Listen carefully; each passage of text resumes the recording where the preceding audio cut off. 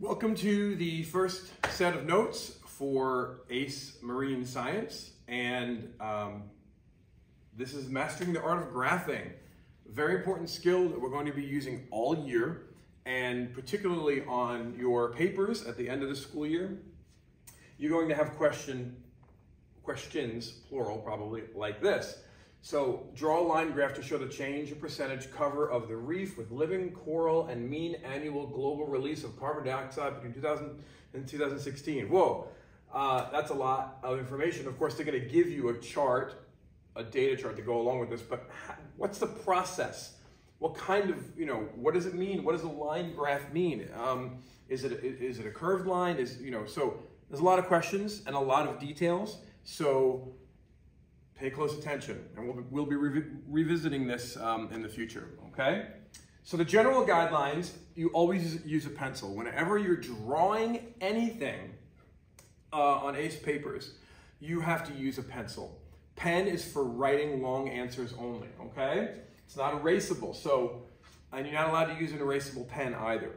This is going to be something that I'm going to be reinforcing over and over again all year. Pencils for drawing anything, diagrams, pictures, graphs, pens for writing.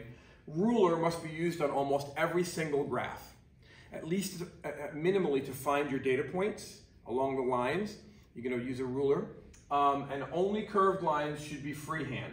Everything else, and I say this, but every year I see students doing bar graphs and line graphs trying to do it freehand, and obviously it looks terrible. So these are some very basic guidelines so that when you look at your graph, it's essentially a piece of art. So there are different types of graphs. You know about some of these, you've learned about these, but this is just the basic reintroduction, review. So line graphs, continuous variables, like something over time, for example, okay? So these do not stop over time. Measurements, like I said, they're good for live, for live organisms. That would be more of a bar graph, a bar chart, which we're going to get to. And the data points must be connected by straight lines. So you would use a ruler to connect those two, and then pick the ruler up and put it down and connect those two, and so on and so forth. So changes in pH over time, changes in temperature over time, etc. Okay? So this would be density versus temperature of water, a constant variable. All right, so where's the y-axis? That's a question that a lot of people might confuse starting off. So which one of these? We know we have the x and the y. Which one's which? It's actually very simple to remember. Look at that letter, the Y, look at it, and there's a very prominent piece of it, okay, points down. So we know that this is always the Y, and therefore this is always the X, okay? Capital Y, arrow always points down, so remember that. Now notice how the scale of the Y-axis ensures that we use at least 75% of the graph surface. That is a point that on making graphs, a mark, a score, credit that you can get, that you earn when making graphs on tests, on papers, ACE papers. Whenever I say ACE paper, that means your final exam. There's 4 of them at the end of the school year. And so if your scale is only down here, you're only using 50% of your graph paper, and you're going to lose a point. Does that make sense? Okay? So we're going to learn how to make a scale that covers at least 75% to 100% of your graph. Same with the bottom. You're not going to stop it here. You're going to extend it out as far as you can. So you want to use the whole surface of the graph. And that also shows you how the x and y. So the y and the x are continuous numbered scales without any breaks or skips. We'll go over that a little bit more. So when creating a line graph, you're going to use a precise x on the data point. See that? Those are x's, little tiny x's, big enough to see that it's an x, but also clear enough that the point that you're making, the data point that you're showing, can be seen by anybody. If you use just a tiny dot, you know, a little period on each, you won't see where your data points are. So it's very important that the X's, only X's, no dots, the entire year on every graph forever. All right. So, and this is why. On ACE papers, your data points need to be as accurate as this. From plus or minus 1 to a half of one of these small squares. So you know, 10 of these squares would be 10, each one of these would be 1, 10. So this could be in the middle or on a vertex, okay? It could be in the middle of there or on the point, you know, where the two lines intersect. And that's what they're going to be looking for. They're going to be looking for, are you within those accuracy points, okay? This is from a grader, an ACE paper grader, and they say that, and they quote that here. All points plotted correctly, plus or minus 1/2 small square. So it's pretty precise stuff. That's why your rulers and a very fine tipped pencil, wood pencil, mechanical pencils are no good. You're going to learn that. Line graphs, again, do not attempt to draw the lines. This is, you know, my attempt at trying to draw it freehand on the computer. Obviously, it looks like garbage. Do not put a dot in the middle of an X. There should be no dot, just, okay, no combination of markings, no dots and X's. So you see it looks much better with a straight line than it does trying to do it freehand. That's my point I'm trying to make there. Another important rule is it applies to all graphs, okay? Never extrapolate. That may be a new word for some of you, but extrapolate is, well, any of you know what it means. Can you spot the extrapolation on this graph? And it's pretty clear that your data ends here, so why does your line continue past your measured data? That is a lie otherwise. So you would have to stop your line right there. Sometimes you go over it on mistake with the ruler, just erase it. Now you can't do that with a pen, haha. So that's why you have to use a pencil. And so that is an extrapolation right there. So I think you have to label that in your notes. So it makes the viewer think that the data exists where it does not, and that would be false. That would be a lie. So we can't do that. All right, so what's the next kind of line graph? This one is a line of best fit. You probably remember this from math, okay? Or in ACE, we call it maths, all right? You're gonna see that in the textbook and elsewhere. So in this type of graph, data points are never joined. You don't use the ruler to join the data points, but you still use a ruler, okay? You're gonna use your ruler to draw a straight line so that half of the points are above the line and the other half of the points are below the line. And you kind of have to eyeball that. That's why a crystal clear ruler is the best tool to use. I do have them in the classroom. There's a whole drawer over there full of rulers that you can borrow. There's some in these little bins on your tables, but it's probably best to have one of your own, okay? So here's an example. You can see how straight the line is drawn. It has approximately the same number of data points above and below, okay? And you can see the X's are way too big and there's dots behind the X's, so those are bad. There's just, I put the X's over existing dots on a graph that I found. So anyway, it's just an example, all right? Okay.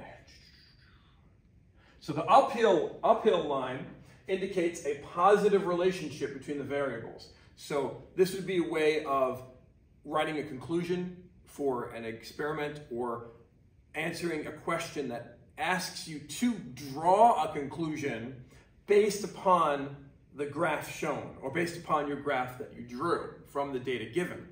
And so if the line is going in upward fashion, there's a positive relationship between the X and the Y variables. If the line was be in a downward if all of this data shifted and was like this, then it would be a negative correlation, negative relationship. The next kind of line graph, and it's the last one, is a curved line. And this one is the only one that you use freehand, okay? And so it's going to be the toughest one to do. You may be asked to do a line of the best fit that is curved. And every year, there's always a student who the directions say, draw a line of, curved line of best fit, draw a line of best fit, draw a line graph. But they always do something else. I've had students where it says draw a line graph and they draw a bar graph. And they lose all their points. And drawing graphs is usually a lot of points on a paper. So you want to make sure that you follow directions very carefully. We're going to learn how to dissect ACE paper questions this year so that you will be experts when it comes time to pass your test and earn your college credit, okay? All right, so you're going to do your best to draw a solid line that has half the points above and half the points below that curves through the data, okay? That's really kind of simple, but it's a challenge to get right. Here's a sample test question that specifically requires you to draw a curved line of best fit, okay? Draw a smooth curve of best fit. They will tell you exactly what to do. You have, like I was saying, you have to read the directions, okay? Here's a sample paper question. Remember, paper means exam, final exam, requiring you to draw a straight line of best fit. So use a ruler to draw one straight line of best fit. So you are not connecting the data points. That would be a line graph. You are drawing a line through the data points with half above and half below. Okay, read the directions. All right, next graph we're going to talk about are bar graphs, also called bar charts, okay? And these show relationships between discontinuous variables instead of continuous variables like we talked about with the line graphs, okay? So like the weight of a manatee versus age, or the snails per cubic meter, like counts almost, all right? And you can see an example of one here, all right, where it's very clear where the bars are, and we're going to go over all the little details here. Always use a ruler to draw the bars. I tell them every year, I always catch students trying to do it freehand. I don't know if it's laziness or what, but the product that they produce is, well, for lack of a better term, horrible, okay, compared to somebody who uses a ruler, okay? So you want to always use that ruler. Clear ruler makes it easier. And you want to use both, you want to use it for both the vertical and the horizontal portions of the graph, okay? The bars never touch in a bar graph. Maybe you're thinking, yes, they do, Mr. Keene, but that would be a histogram. And we're going to go back over those in a minute. So they're all uniform thickness. You see that I have chosen 4 bars. You could have chosen 5 or 6. Doesn't matter. But you want it clear enough and big enough so that they don't push into each other and get confusing, okay? Never color or shade bars. Again, we're talking, if you're doing that, you're doing a histogram. We're going to get to that in a minute. It wastes time, okay? And risks them not being uniform. So you can see how neat this is. I drew this. If I can do it, anybody can do it. You can see here in my graph, I have evenly spaced the bars apart. Yes, I counted the spaces to make sure. You have to do that. You have to make, and notice how it uses 75% of the paper. And what helped me do this is actually using the major grid lines to the dark lines as guides. So I use them to guide my placement of my bars. Again, it's quite simple if you just use the tools that you've got. They must be fully enclosed. This shows your neatness and your workmanship. Okay, I like to treat graphs, like I said in the beginning, like a piece of art. When you're done, it should look pretty. Okay, so there's no open spaces up here. They're all closed and nice and neat. As with all graphs, the scale on the y-axis must be made so that you're using 75% of the graph's space. So if you actually were to count 9 by 6, that's 54 total squares. Okay, this graph's data takes up 8 by 5. Okay, and that's 40 squares. And if you divide that, that's 74% of the graph is used, and that's close enough, okay? So if you're at that 75% point, you're good, all right? Notice that E, data set E on the x-axis is a value of 0. There's no bar here, but it's still graphed. And that shows that E was still measured, but there was nothing found there. So just because there's a 0 count for something doesn't mean you just skip it. You also have to include it on your graph, okay? Now histograms, here's what we're talking about, a little different kind of unique way to make bar graphs, okay? So here bars touch.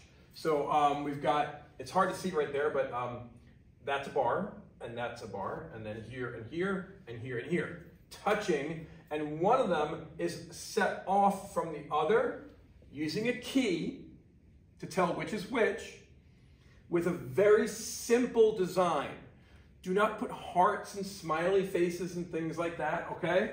So, and again, this is also discontinuous because it's a bar graph. So, different species of snails at different depths of water, for example. So you've got limpets and periwinkles, two species that you will have to know what they are and where they live and how they, and you know, how their life cycle is played out and stuff like that. We're gonna be learning about that in later unit.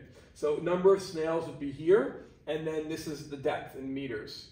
And so I can look at my key and say, this is the limpet bar, this is the periwinkle bar. Limpets, periwinkles at different depths of water.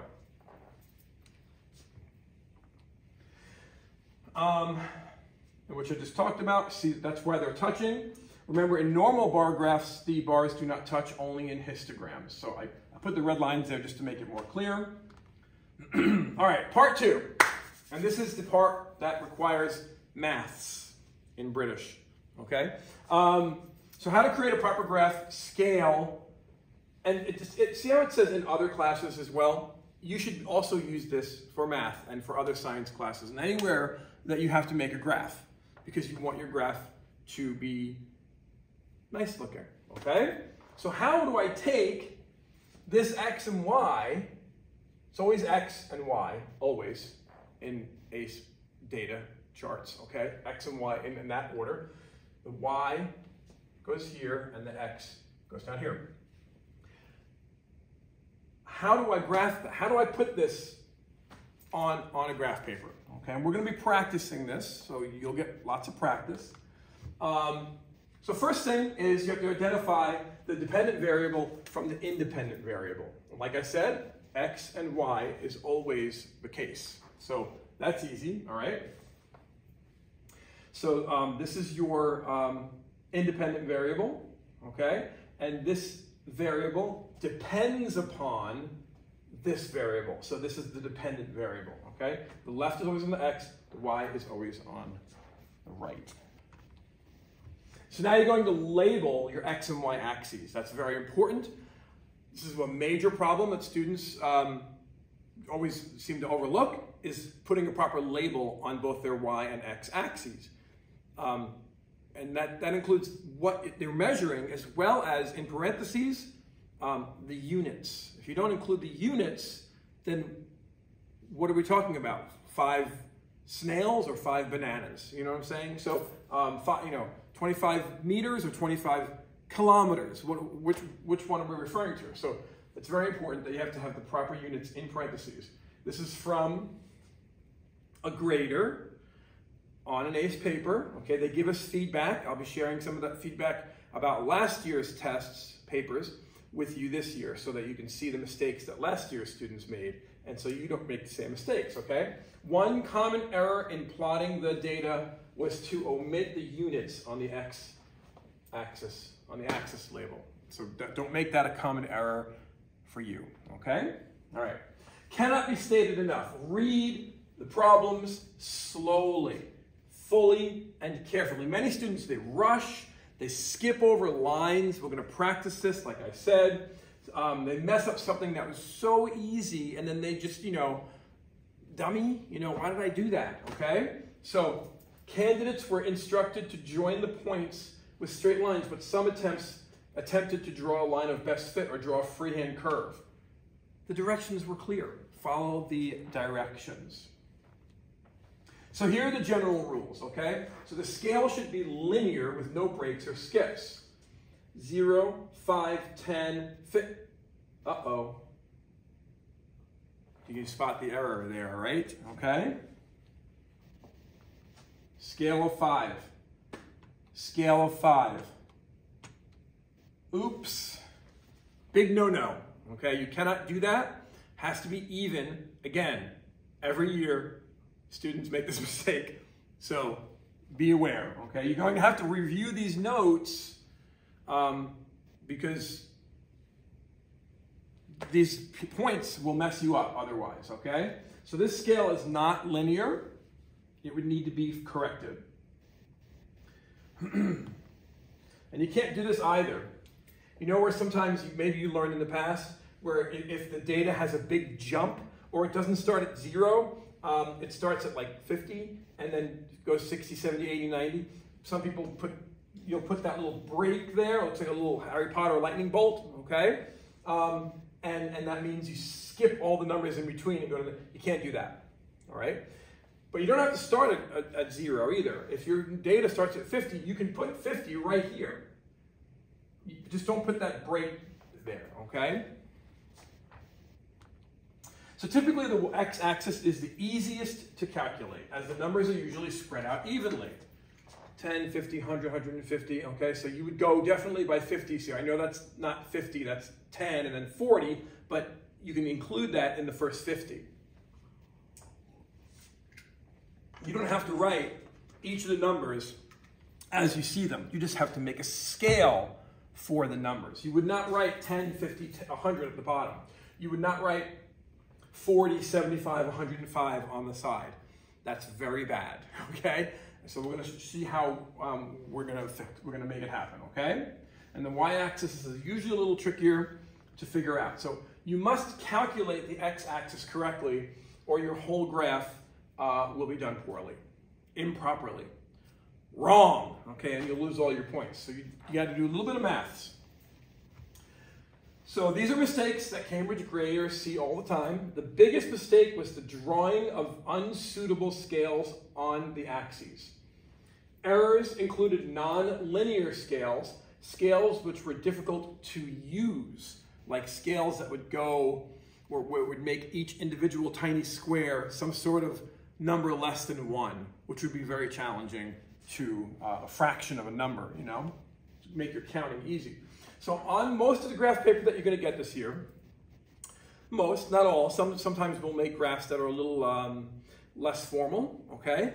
But whenever you see these grid lines, these are your major grid lines. These dark lines are your major grid lines, and these tiny lines are your minor grid lines. Makes sense, right? Okay? So you never go to label, you never label the minor lines. You never put numbers next to these minor lines. You only label the major grid lines on a graph, like all the graphs you've seen so far in these notes, okay? So the graph here has 5 markable major grid lines. 1, 2, 3, 4, 5. Well, actually it's 6, but we'll go with 5 for now, okay? Minor grid lines are the ones that are used to help plot. So let's see, you only label the major ones. Your scale must ensure that all your data will fit on the graph. You need a scale that will ensure your graph, again, 75%, okay? Like, here we go again. Both axes labeled, including units, all points plotted correctly. You must do that. Suppose you need to create a y-axis for the data seen here. X, Y, right? There does not seem to be a common denominator for the Y data. It isn't like 10, 20, 30, or, you know, it's not an even thing. So nothing's divisible by any of those numbers. So what do we do? All right, so again, you count the major grid lines, 1, 2, 3, 4, 5, here we got 6. Okay, I think that number should have been 6 before, but it's okay.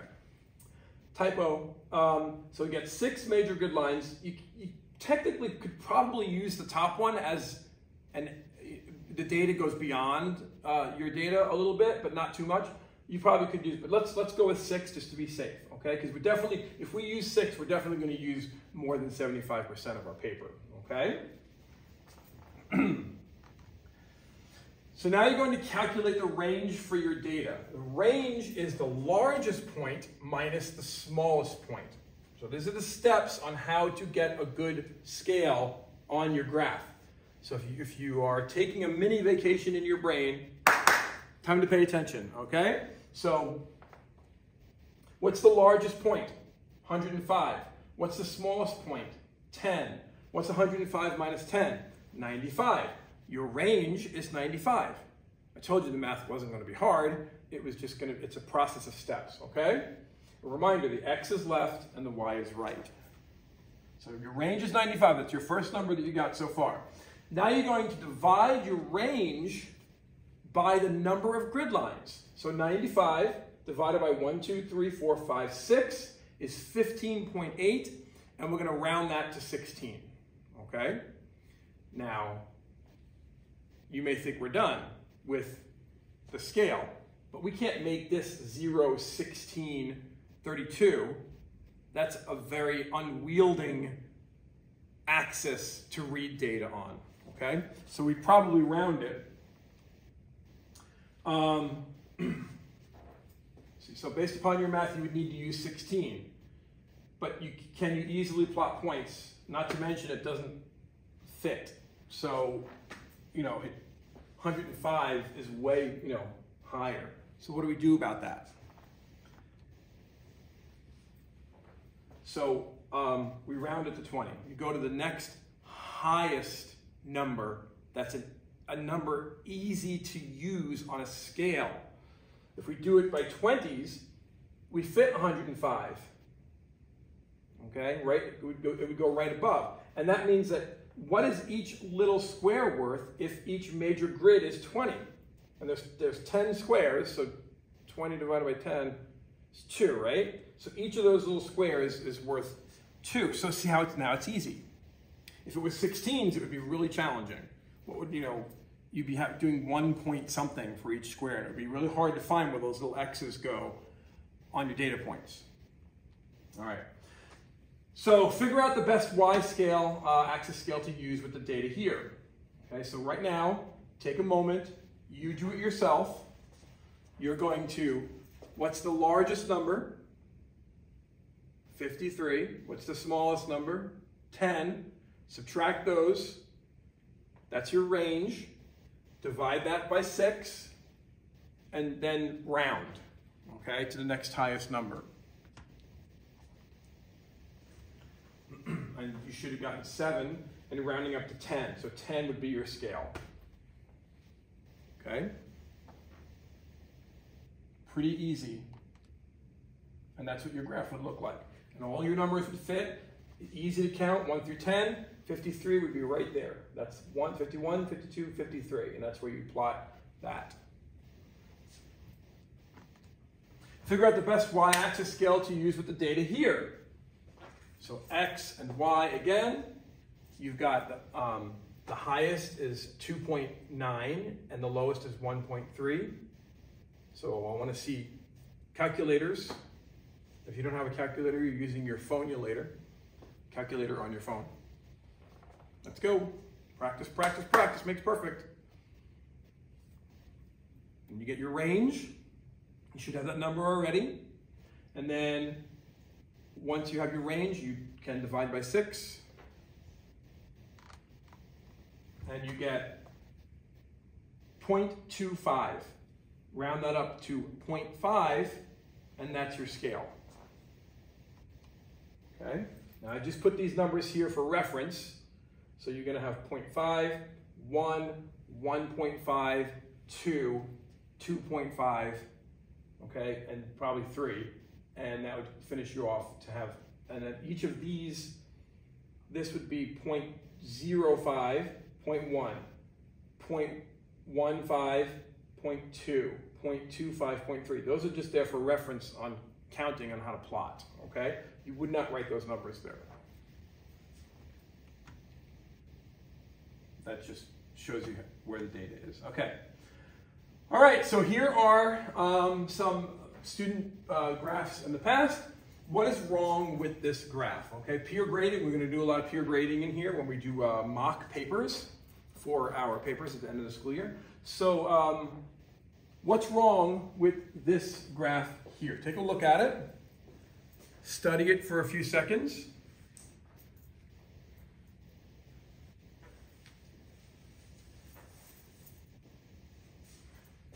See, so the 5, 10, 15, 20, 25, 30, that looks good. It looks like they're using 75%. 10, 20, 30, 40, 50, 60, this looks good down here. They probably could have extended this out a little bit more, but it's probably good enough. What do you see? The dots need to be X's, yes. Okay, that instantly popped out. Dots, no dots, X's, okay? And the Y-axis is missing units. Mean length in what? Hands, like you measure the height of a horse? Miles? Okay, what are we talking about here? You're missing, here is in meters. That's there in parentheses, nice and clear. But over there is missing. Okay, how about this one? What's wrong with this line of best fit graph? A line of best fit.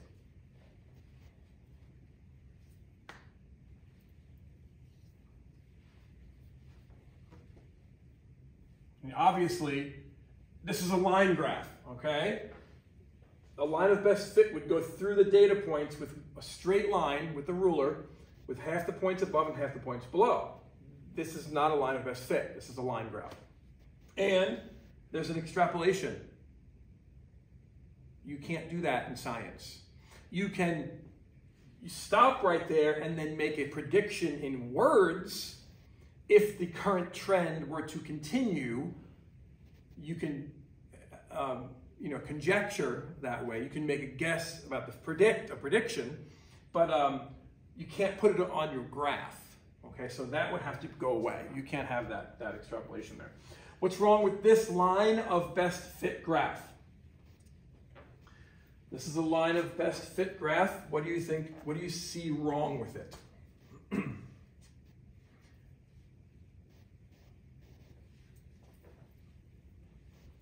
See a few clear things. There's an extrapolation again. Okay. The y-axis is too small.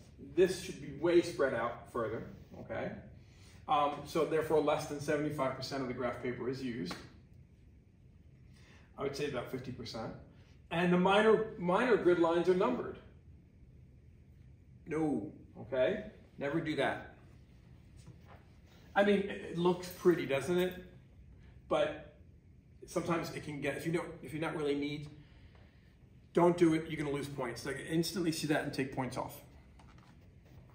And that is our graphs. Hope you enjoyed it. Notes will be like this for the remainder of the year for the most part to save my voice. But it's better that way because then you can have me walking around the classroom helping while this guy is up here doing this, okay? So thank you for your attention.